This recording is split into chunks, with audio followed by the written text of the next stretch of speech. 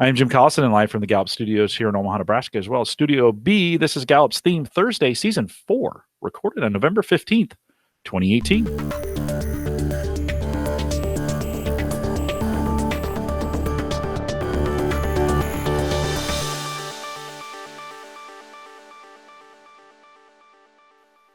Theme Thursday is a Gallup Webcast series that dives deep into the Clifton Strengths themes, one theme at a time. And today's theme is strategic. If you have questions, comments, or contributions during this webcast, we do have a live chat room that's available for you right below the main video window. If you take a peek down there and do that, log in, bottom left-hand corner of the box, choose the guest account, take your name out, take the guest name out, put your name in so we know who you are. Then hit submit. You are into that. You can actually pop that box out too. There's two little red boxes on the upper right-hand corner. If you click that, it'll put on a different part of your screen so that way you can kind of manage both the video and the chat. I'd love to have you communicate with us during the program. If you're listening to the recorded version or have questions about anything, you can send us an email, coaching@gallup.com. Don't forget to visit the Gallup Strengths Center, just gallupstrengthscenter.com for all your Clifton Strengths coaching resources and training needs, including that brand new All 34 report. You can also catch the video in both streaming and downloadable audio for offline podcasting. No, for offline listening, we call that podcasting. It's available on our coaches blog. Head over to coaching.gallup.com. Maika Leibbrandt is our host today. She works as a workplace consultant here at Gallup. Maika, always great to see you. I know it's a stormy Thursday for you. Welcome to Theme Thursday.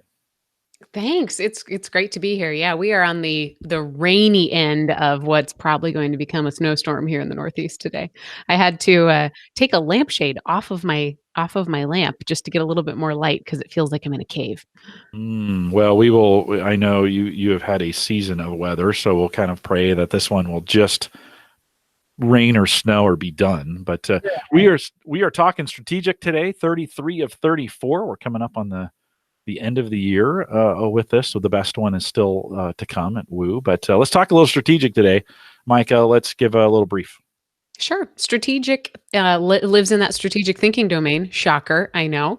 And really, folks who have high strategic are clever, creative, and conceptual. It's all about asking what if, thinking about how scenarios can play out, considering options, probably asking that question, how do we move forward? Folks with high strategic identify alternatives and quickly sort to the plan that makes the most sense. It's about spotting patterns that lead to conclusions. When we think about it being at its best, what does it bring? I think when you're really, working your strategic, it's about helping your team navigate through ambiguity by helping them understand what's at the end of the tunnel. In many ways, strategic, we've talked about this in previous seasons, works kind of backwards. It's not just, I'm going to take step 1 and then step 2. It's here's step 10. And we can get there this way. So I think you can help calm the chaos of not having clarity by helping focus again on where we're going. It's also about defining creative and flexible ways to proceed. I always think about folks with high strategic are naturally themselves looking around the corner, looking for what's next and wondering how that might inform what we should do right now. When you're at your best, you're not just looking around that corner, but you're shining your flashlight there so that others can see and others can understand. Also, gosh, when you're at your best with high strategic, you're trusting your insights that you're having. So strategic has this magical speed to it where it's about discarding the options that aren't going to work in favor of those that are. And sometimes that happens so quickly that even you might not understand it. So if you know that something's the right way to proceed, trust that. You're probably right. We spent some of the season talking about how these themes sort. I don't know if we're going to talk about this a little bit later because I didn't look all the way down in the notes, but can you talk a little bit about how strategic sorts, Maika? I think strategic looks for patterns. So strategic tends to be pretty good at understanding, I think, games or problems that have an underlying theme to them. They can quickly see what the point of it is, or they can see the theme that other people might be missing. Think about like word problems, where maybe the challenge for some people is to try to figure out what the commonality is. People with high strategic can do that pretty easily, typically, and pretty fast. So I think you're sorting to patterns, you're sorting to clues, you're sorting to connection and common conceptual threads. And that means you're sorting away from things that might be not relevant to that concept or things that might not work. And you're really helping say, okay, how do we string together what makes sense here, what all should fall together in a common theme as a way to get us to our end goal. Strategic for me helps me, ranger ideation helps me. I've got just this blast of things. And I always say, like, hey, I'm just ideating here. This may not be the right way to do this. And my strategic partners oftentimes come behind that and give me real clarity on, they can see, like, they can take the thousands of things I say and really shape them or mold them or help me kind of get some consensus, even just for myself, on how to move forward. So it's super helpful. What other kinds of things, what should they do more of? If you've got high strategic, practice expanding your plans one step further than you already are. So if you have high strategic, do you know what you're attacking today? Stretch that into tomorrow. Do you have a plan for this month? Consider stretching that into next month. Also, practice getting your thoughts out of your head. Again, when your strategy is happening with that kind of speed, there's a lot to handle. And I often think that your strategic, because it's so big picture, it's so high level, you can benefit really well from partners who can play pieces of that plan, but they're not going to be able to contribute if they can't see what you're seeing. So be able to, you don't have to reveal the entire plan, but think about ways that you can describe what you're anticipating, what you're seeing, what you're sensing as a common theme. And that might mean that you spend time with great thought partners. It also might mean that you just get a giant whiteboard and you sort through options really on purpose. It's one of those things, it's like a ticker that's probably happening in your mind all the time. Just that practice of getting it outside your head so that you can gain clarity and others can participate. The other piece that I encourage folks with high strategic to really raise their hand and do is to tackle goals that have yet to be formed. So look for what is already where goals where like the what or the goal has already been identified, but you get the opportunity to fill in the how, the when, and the who. This might sound in practice like, hey, we need to get our entire team certified on a new technology. We don't necessarily know how to do it or when we're going to do it or what the best plan is. You might be the person who says, hey, if there's not already a plan in place, I would love to tackle that. It might sound like we need to outperform our competitor. You might be the person who can say, okay, that sounds like we know where we're going, that end goal. I can fill in everything else and really help us start. I do really like and get excited when I'm partnering with someone with strategic and we start to get on a roll. Someone who will roll with me and get through some of the high ideation and they begin to kind of fill in the gaps. Mhm. The ability for me to kind of stay on it and work with it, and they can put the pieces together. Then I get excited about that activator kicks in, right? It's like, okay, wow. Like you almost see me, physically I change. I almost like, I stand up. I'm like, okay, we could do something with this. But I often need those strategic partners to kind of help me fill in the gaps. What other kinds of environments support the talent here? Well, I think purely for supporting strategic, they're going to be attracted to a different kind of brainstorm than maybe ideation is. Invite them or participate in what I'd call a tactical brainstorm. So, let's just get together and talk about how we might go forward. And let's talk about what this plan might look like. Show up for that. You might even start that and be able to say with clarity, hey, in this brainstorm, it's not about quantity of ideas. It's about options. It's about concept. It's about what could we explore that might be the best way forward. And then again, what you're doing when you show up is you're getting those ideas out of your head, throwing them around with some other people who can follow the breadcrumbs, and really firming up the best path forward for everyone. Look for partners who can execute with you or even for you.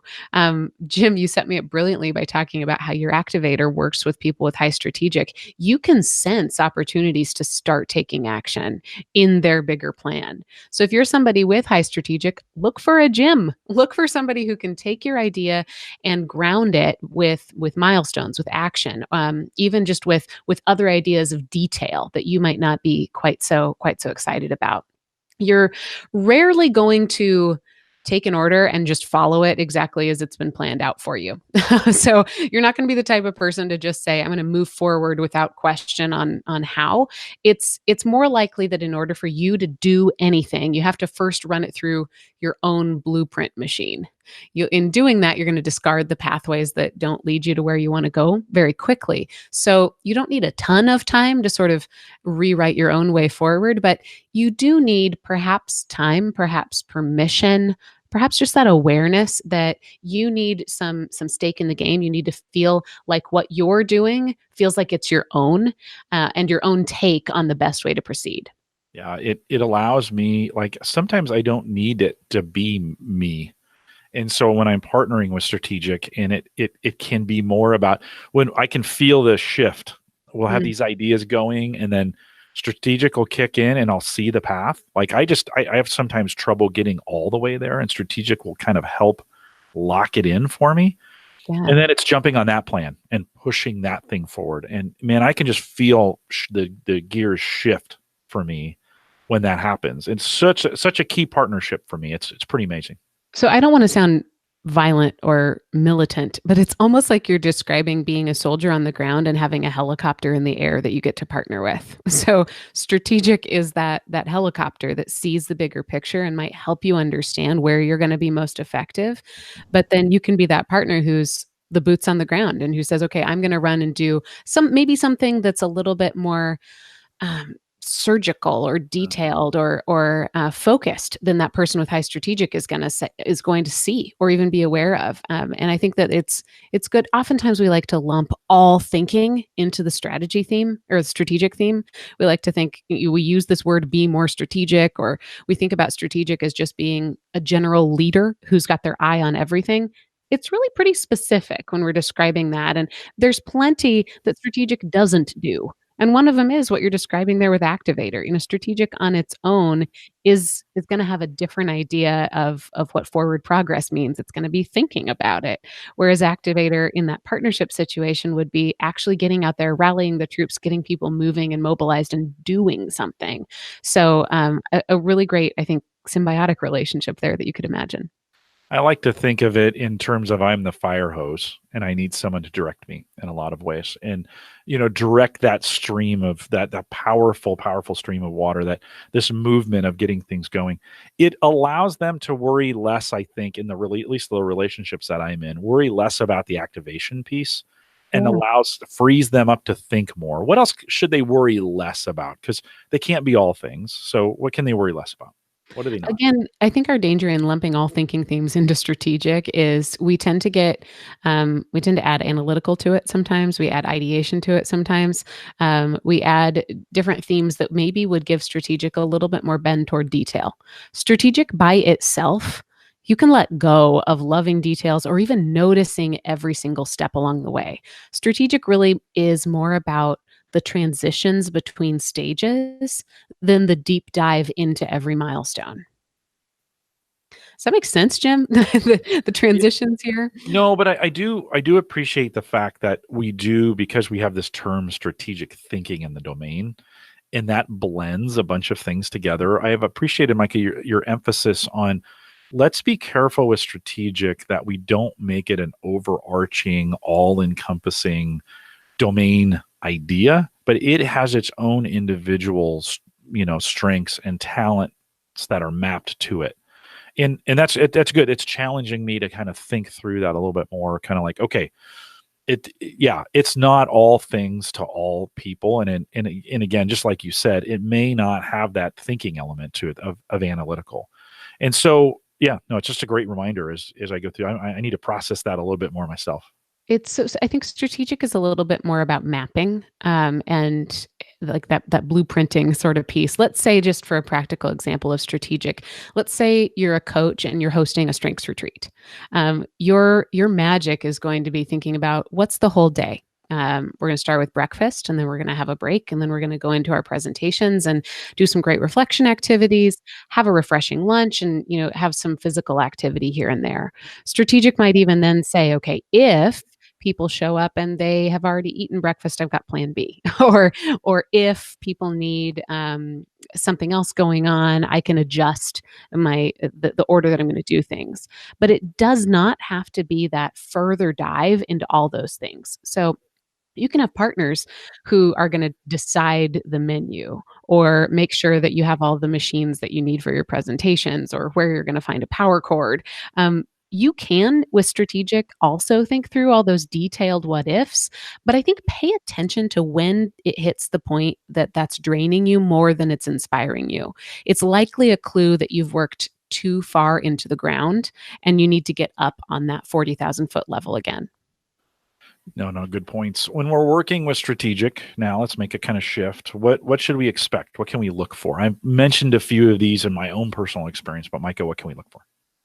Well, I think expect that there's always something going on in this person's head that's deeper than what you are seeing in the moment. Their actions are always going to be tied to previous actions and next plans. I think also expect some factor recognition. So they're able to see pieces of the game board and zoom out and visualize the entire board. That might mean that they're asking questions that to you seem irrelevant, but there's likely a pathway. There's a reason that they're curious about what it is that they're noticing. And one of my favorite questions all season, how do we recognize them?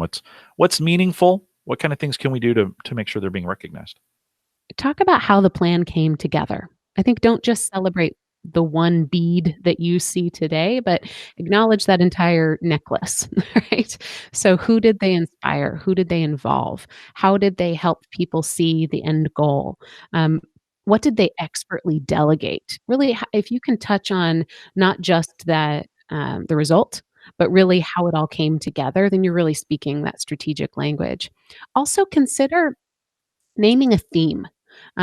They love patterns, they love collections, they love commonality that has a name. So taking the time to name and identify what they constantly and consistently offer your team or offer your project really means that you are probably in that vein of pretty meaningful recognition. Micah, I think in these two questions, this is where theme dynamics are really important. When we think about recognizing someone with strategic, I think maybe more than any other place, we need to kind of consider those other themes around them, because it's these areas of recognition. And then we're going to talk about how do we stretch them here in just a second. It's multifaceted, and it's really, really important we consider those things that go around it, because that adds the flavor. It's the salt and pepper, so to speak. We've been doing a lot of HelloFresh at our place, and they put salt and pepper in everything. And olive oil. Olive oil, salt, and pepper. That's all you need. But that's the flavor of that. When we think about stretching strategic, I also think it's really important that one gets kind of a holistic approach to those themes that are around it. How do we stretch strategic? Great point, Jim, there on theme dynamics. And I think you could probably say that for all of these questions: recognition, stretching. I mean, I'm about to offer how do you stretch strategic on its own, and it never exists on its own. You might hear this and think, I've already got, three other themes that do that for me.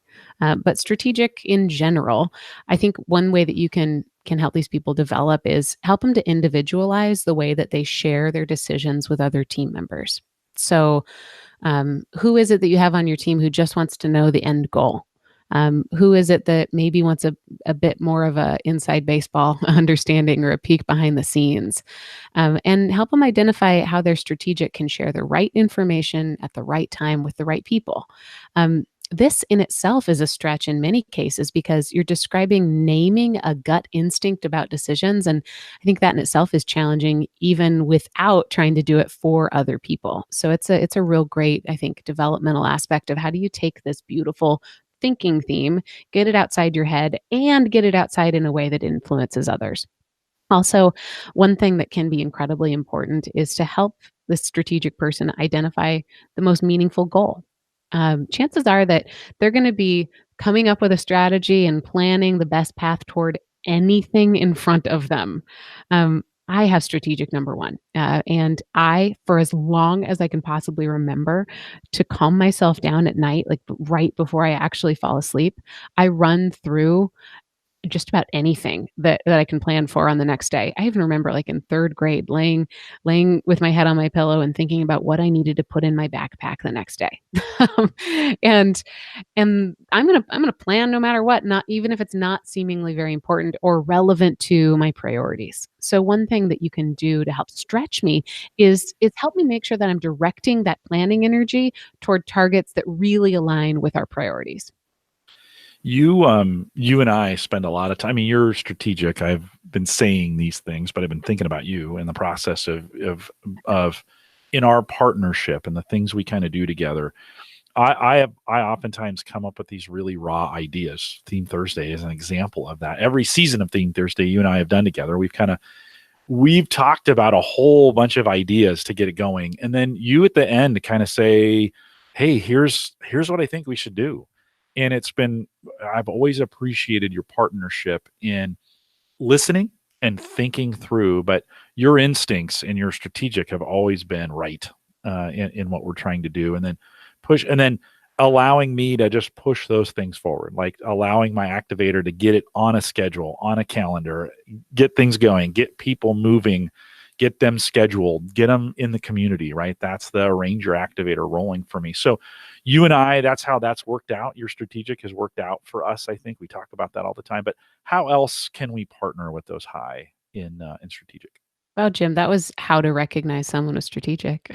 But I think it was also how to recognize any theme, right? I will answer your question in a second, but what Jim just did was just said, here's the value of the talent that you bring to the partnership. If you haven't done that for somebody, go do it. If you're listening to this right now and you haven't told somebody what you appreciate about their strength in relationship to yours, gosh, that's probably the most important thing you can do today. All right, back to your question, which is how do you partner with high strategic? Trust their speed of design. Thought is their currency, conceptual thought. So thinking about sequence and how things align. And they might get frustrated when they have to spend too much of that currency on issues that they consider inconsequential to the end goal. A less fancy way to say that is if you're hung up on something that their plan has already identified as being irrelevant, they might get frustrated having to go back and explain why it doesn't matter. So if that concerns you, bring it up to them. Ask them to address your issue specifically. Ask for context. Ask for the bigger picture of where your question fits into the ultimate goal or the bigger picture that they're seeing. And I think also be willing to trust that their bigger picture realization is a pathway that might offer you a solution or an alternative. You can think about strategic as being the playwright. So you can help them by helping them understand the best place to cast you according to your dominant talents. If you're great at making things happen, let them know that you're going to be a great executing partner. Within their bigger plan, then listen for opportunities to take action. If you are a strong influencer, offer yourself as a specialist in spreading the word or winning over the audience, and listen in turn then for opportunities to share their ideas with others. All of this hinges on you being able to pull out of that strategic person what their plan is. So, really, how to partner with somebody who's strategic is just to start by saying, "Hey, what are you thinking about? Hey, what's the plan? Tell me what you're excited about today," and then listen for that bigger picture that they're able to provide. Throughout the season, we have been throwing out challenges, and many of you, Micah, these have been, as we get to the end of the season, these have been a bigger surprise to me. We had kind of hoped, as we posted either in the Webcast group on Facebook or through Instagram, or in the posts, we kind of hoped for more feedback instantly. What I'm finding, though, is the messages we're getting on these is, where do I find all of them? Chris Townsend has been diligent enough to record them for us and put them together. We have a spreadsheet that's available out in the Facebook group if you want to get kind of an up-to-date on those things. But Mike, it has surprised me a little bit as people want the whole library. Like, I think we've given them little tidbits, but everybody kind of wants to go back and grab those challenges. So if you haven't done that yet, head out to the groups. We haven't got as much feedback in real time as we thought we'd get, but I think we got more feedback on, I want all the challenges because I want to use them in some way. So great job of using your strategic to put those challenges together, by the way. Oh, thanks. And I think I just, from my own curiosity, I'd love to know, like, those people who say, where can I find all of them? Is it because you want to go back to certain ones and do them? Is it because you want to use them with people? My fear, and I don't have this hunch, I really just don't know. But I think my fear is that we get in this like gathering mode and we forget to use it. But it seems fun to want to collect them all. If you're really using them, go ahead and collect them all. But just having all 34 to have them is probably not the best use of your energy there. So Yeah, I would be curious, what are people doing with them? the reason we encouraged input from folks is to know how they're being used. We wanted this to be a season full of of activity and actually applying and success, right? This was the whole key to the year. How is this being successful for you? And so, yeah, you're right. There is a tendency, and I think among our coaches, high in learner, high in input, high in intellection, high in some of these thinking, we think the act of collecting is enough, and we actually have to push them forward. Kristen just said input number 2, collect them all. So yes, Kristen, you are justifying you're justifying my fears in that you are supposed to actually do something. All right, we have some challenges today for those high in strategic. And the way that I wrote these challenges, when I'm thinking about this, I'm thinking about, these are not in your theme definitions. These are not scientific. This is me as a coach being able to say, here's how you dial this up on purpose. That's what these theme challenges are. They are not meant to say, here's how you make sure it doesn't get in your way. They're meant to say, how do you lean into it a little bit more? So with strategic high, your challenge is to illuminate that pathway. Number one, I want you, this is hard, but are you ready? This is a difficult one. Number one, turn your pattern spotting on your own self. So ask yourself, what have you noticed yourself saying, I should do that at least 3 times in the past week?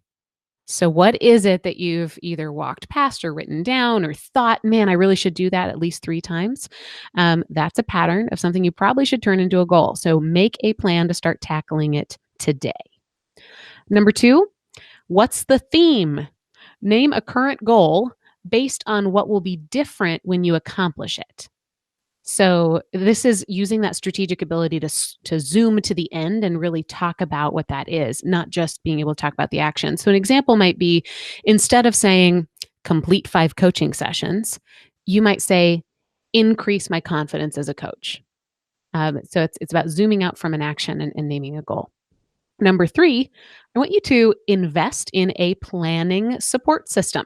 Maybe it's an app, maybe it's a weekly menu magnet that you put on your fridge, maybe it's a desktop planner, maybe, Carol Ann, it's a bullet journal, but I want you to let us know what it is that you decide you're gonna invest in, and it doesn't have to just mean money, it's actual time committing to this planning system, and schedule some quiet time this week for yourself to really use it to get your plans in order. Let's practice what we preach. Last week, you were supporting your planner system. How is that going? Let's just talk about it real quick. A nerd about this. I am so in love with it. I always have a paper planner, but it's usually just, it gets used, I don't know, maybe half the time. Now, in the last couple of weeks, my goal, I felt just like a lot of what stresses me out is I've got this dance of a lot of ideas and strategies in my head, and it gets too heavy. It gets too full. I just can't hold it all there. So I've started to be more diligent about planning. And I use these funky little stickers where I like track things that I want to do and I check them off. And I'm sure you're seeing this and you're thinking, that doesn't sound like you at all, Maika. That sounds like achiever. Well, let me say, I am taking a walk on the achiever side with the way that I've written some of these goals. Like, I need to ride the bike 3 times and I check it off when I do it. But what's fun about this, and I have high strategic, is I can see an entire week. And that's something new for me. I also have contingent plans for the next week where I'm not quite ready to write them down. So I use sticky notes. And then on Sunday, I have planner day and I'm going to plan the entire following week. I've never done this before. I'm not sure it's going to stick, but it is that commitment to say, I need to really do this on purpose, right? My brain is always churning out blueprints for what could be and what if and how things are going to fall together. But I've never really applied it to my own schedule. So that's just one aspect of it. I don't want us to see this and misunderstand that strategic is only one dimension and it's about schedules. It's not. I use my strategic in other places on purpose all the time. This is just a new dimension for me to think about it in relationship to my calendar. There you go. So foreign to me. I admit it. Well, what kind of system? What's the planner? What's the planner system you're using there? Well, this is a weekly planner. The fancy one that I ordered for 2019 is called an Erin Condren planner. I have a $10 off coupon if anybody wants a link. But they're not a sponsor of Gallup or Theme Thursday. They do not do that. I am a recovering planner. For a lot of years, I wanted to. I think I've admitted to this before. I wanted to be a planner. It's just not in me. I actually have to plan to trick myself to get things done. That's kind of the only way I can do anything consistently over long periods of time or really enjoy it. Like the highlight of my week is to sit down here and do Theme Thursday with you. I'm not ever going to miss this, and I'm not ever going to give myself a reason to miss it. But that's not my natural tendency, right? Again, I'm a fire hose. I tend to just be raw force. And so it doesn't work that way for me. All right. For those of us like me, lesser theme challenge, what can I do? So lesser theme challenge, I'm calling the first one Shark Tank. If you have strategic, your challenge is just to name how it is that you approach new situations. Low strategic doesn't mean you don't think. It doesn't mean you don't plan. It just means that you don't anticipate as often, as creatively, or as intuitively. Really, again, strategic is about anticipating what's next and what am I noticing and how am I pulling all that together to almost predict what's coming. So Shark Tank is challenge number one. Next time you have a big decision to make, try out at least 3 options before deciding the way to proceed. So think about like the show Shark Tank, where you get to hear a whole bunch of different bids for what you could invest in. I want you to think about doing that. Really what it's doing is it's forcing you to consider alternatives that you might not necessarily naturally do. Number 2, name your strongest considering talents. I say that with air quotes around or actual quotes around it, and dedicate 1 hour this week to feeding them. So somebody with woo might consider ideas or options based on how it's going to make other people comfortable or not. Or somebody with input might consider things based on other credible sources. Somebody with achiever might consider things based on how likely they are to check them off their list. Name what it is for you that helps you consider, sort, explore, sort of in your brain, and then ask yourself, what is it that I need to do or allow for that talent to really thrive, and dedicate a specific hour to doing that. I got in the chat room, someone had asked the question, comparing strategic to futuristic. We'll talk a little bit about that in the post show, but it reminded me of a tool we built this summer, by the way. If you go to coaching.gallup.com and click on the resources tab, we have a section on theme dynamics. So we spent all of season 2 working on theme dynamics. And one of our interns this summer built a little tool. You can go to the theme dynamics section and type in a theme, like type in strategic, and you can see all the places during season 2 that we compared it to it. And we compared it to when we did futuristic, we compared strategic and futuristic together in that. And if you click on that link, it will take you to the exact spot in the video where you and I talked about it. How powerful is that? I don't think we've talked about that very much. But talk about strategic, right? That was a little strategic exercise and putting something together that would be helpful for the community for the future in all the things that we do. So head over to coaching.gallup.com, click on the resources tab, go to the theme dynamics section. It's not very far down. There'll be a little search bar down there. Type in futuristic or strategic, and it will tell you all the times that we talked about it. Click on the link. It takes you right to the YouTube video. Couldn't be any more helpful. Check that out. Maika, any final thoughts on strategic?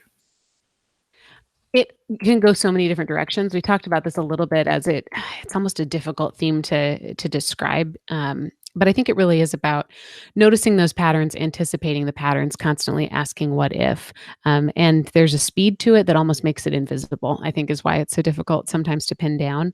But it's a beautiful theme. It can take on so many forms. And I do encourage you, if you've got high strategic, to really explore it in relationship to your other themes. It's one that I think it's like a great pair of blue jeans. It goes well with everything, but it's going to change and morph real quickly based on those other themes that are in front of it, as they all are. But there's something about strategic that for me just feels a little bit more responsive to those other themes.